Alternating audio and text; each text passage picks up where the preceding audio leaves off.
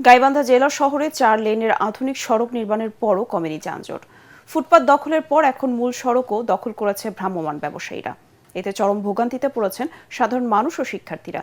জেলা প্রশাসক বলছেন, অনিয়মের বিরুদ্ধে দ্রুতই ব্যবস্থা নেওয়া হবে। গাইবান্ধা থেকে ইদ্রিসুজ্জামান মোনার পাঠানোর রিপোর্ট, জানাচ্ছেন আশিকুর রহমান। গাইবান্ধা জেলা শহরের পূর্বপাড়া থেকে পুলিশ সুপারের কার্যালয় পর্যন্ত প্রায় 2.5 কিলোমিটার নিয়ে 4 লেনের এই সড়কটির নির্মাণ কাজ শেষ হয়েছে অনেক আগেই। তবে এর সুফল পাচ্ছে না শহরবাসী। ফুটপাত ও সড়ক দখলের কারণে পুরাতন জেলখানার মোড়, ডিবি রোডের 1 নম্বর ট্রাফিক মোড় ও ডাকবাংলার মোড়ে প্রায় লেগে থাকে দীর্ঘ যানজট। এতে যেমন বাড়ছে যানজট, তেমনি বাড়ছে দুর্ঘটনার ঝুঁকি। যাতায়াতের রাস্তা সংকুচিত হওয়ায় শিক্ষার্থীরাও পড়ছেন চরম বিপাকে। আগে তো ফুটপাত দখল হয়েছে, রাস্তা দখল।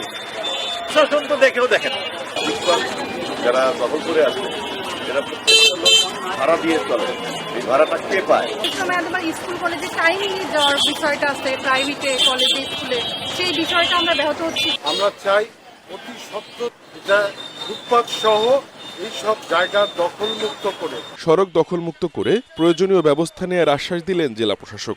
কোথাও এই ফুটপাতগুলো অপদখল হয়ে থাকে, সেক্ষেত্রে নিশ্চয়ই আমাদের পক্ষ থেকে এইগুলো দখল মুক্ত রাখার জন্য উদ্যোগ নেওয়া হবে। দখল ও যানজট মুক্ত রাস্তায় নির্বিঘ্নে চলাচল করবে এলাকাবাসী, এমনটাই প্রত্যাশা সবার। Bureau report, ATN Bangla.